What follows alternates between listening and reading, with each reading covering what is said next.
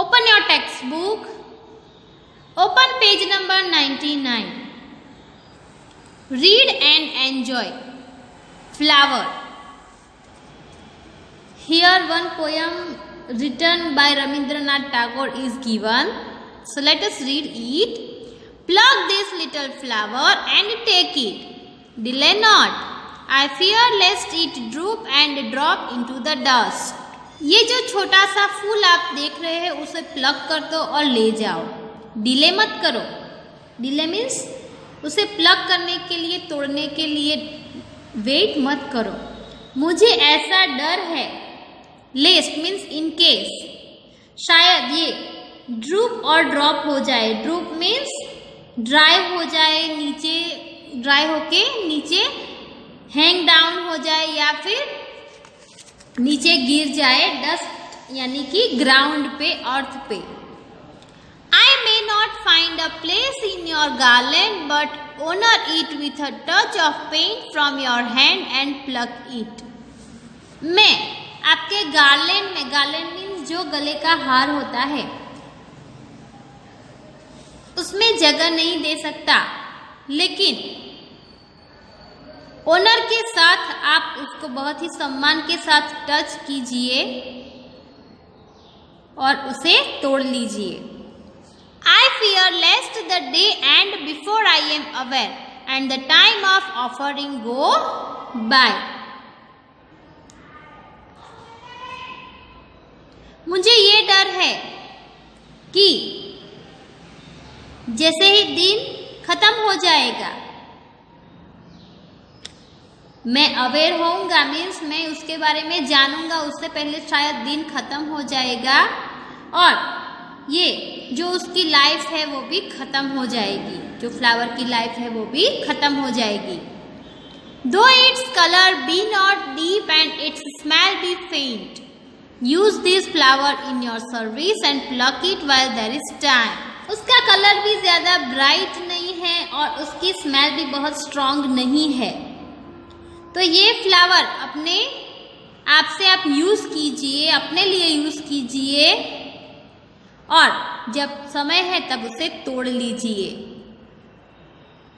So can you imagine which flower is this?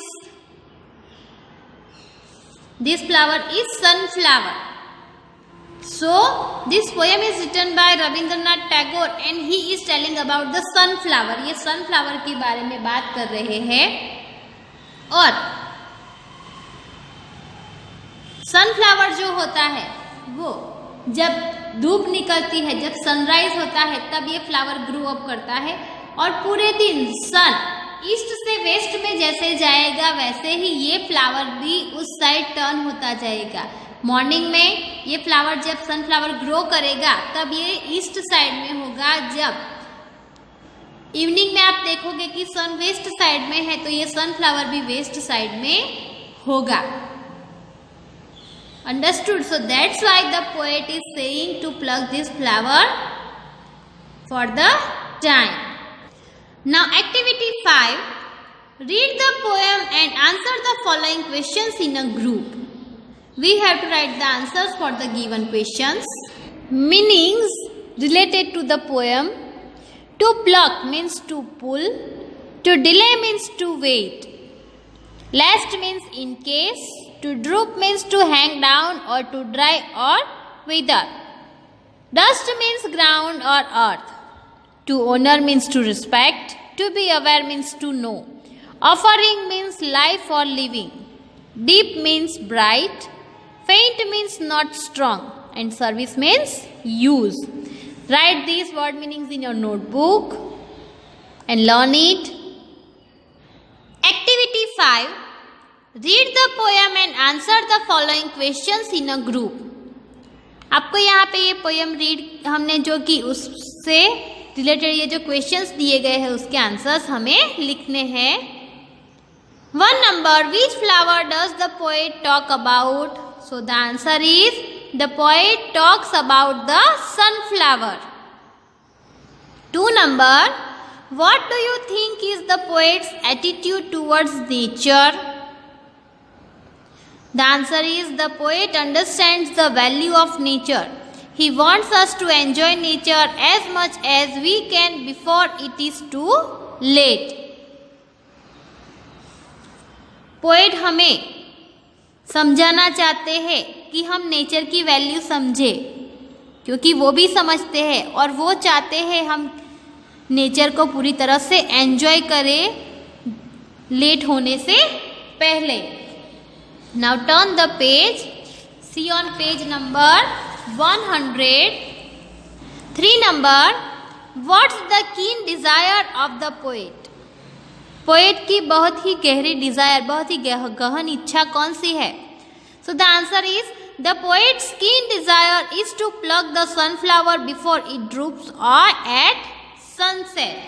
Poet की गहन इच्छा ये है कि सनफ्लावर को सनसेट में ड्रूप होने से पहले वो प्लक कर ले. 4 number. What do the following words mean? Droop, drop into the dust, offering. So, droop means to hang down. Drop into dust means fall down on the ground. And offering means living or life. Write these answers in your textbook. Activity 6. Summarize the poem in your own words. आगे हमने जो sunflower के बारे में जो poem पढ़ी उसे हमें हमारे खुद के वर्ड्स में समराइज करना है. So let's write. Pluck the sunflower quickly. Do not wait. Sunflower को जल्दी से प्लग कर लो, उसके लिए राह मत देखो. Otherwise it will droop at sunset and then fall down. नहीं तो ये सनसेट के टाइम पे हैंग डाउन हो जाएगा या फिर जमीन पे गिर जाएगा.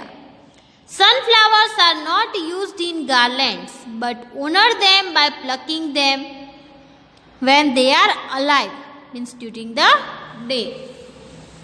सनफ्लावर गार्लैंड्स में हार में यूज नहीं होता है, लेकिन उसको बहुत ही सम्मान के साथ प्लक कीजिए जबकि वो जीवंत है.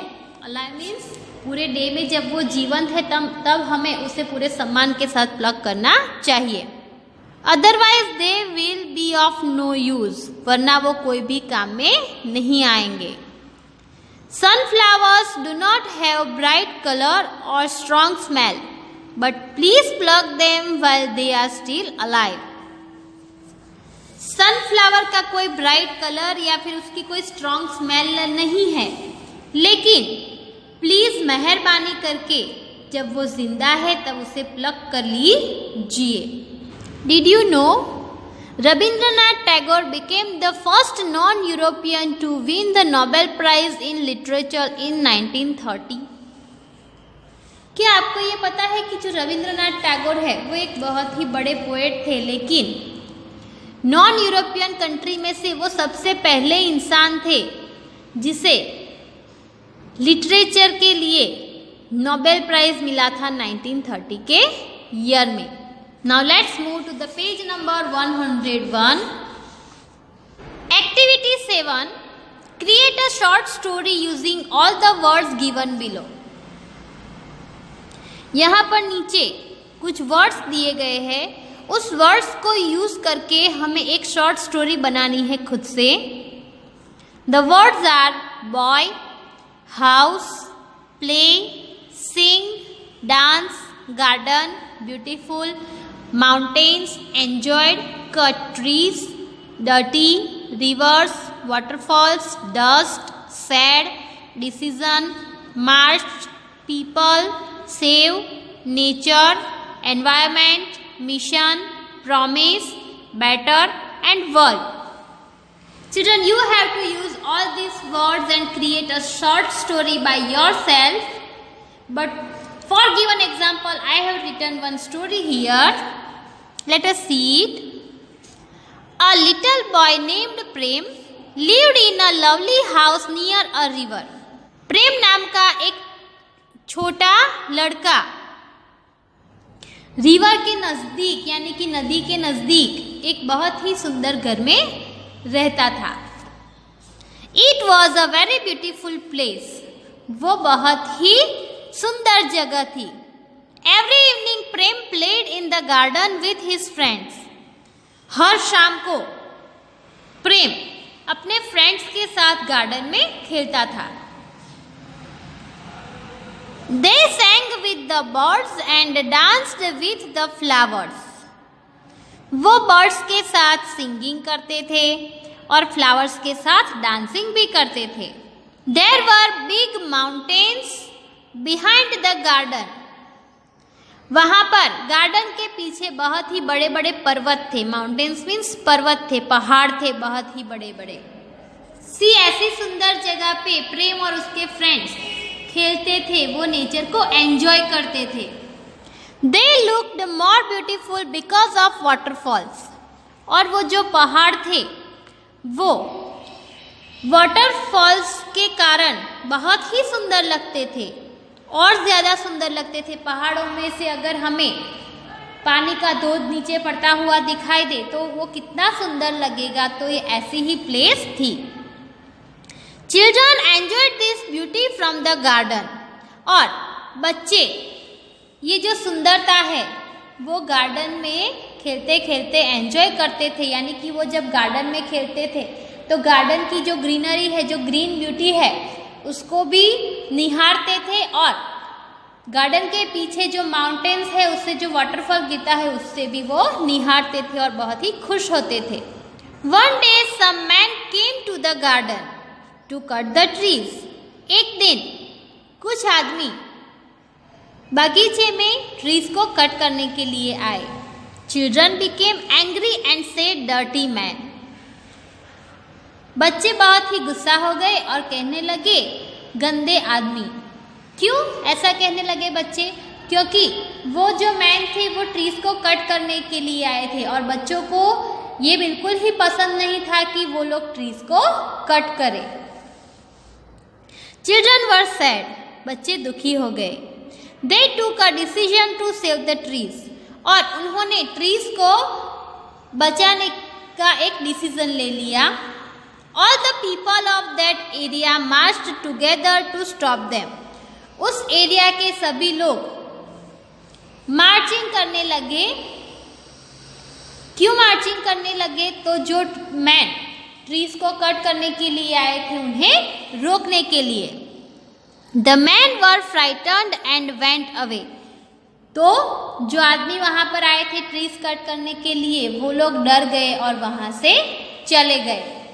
All the people won the mission and promised to save the environment and nature to make the world better. सभी जो लोग थे जिन्होंने मार्चिंग की थी ट्रीज को बचाने के लिए, वो अपना मिशन जीत गए, और सबने ये प्रॉमिस दिया कि सभी एनवायरनमेंट को और नेचर को बचाएंगे हमारी दुनिया को बेटर बनाने के लिए। So children, I have created this story. Now you can create a different story by using the given words.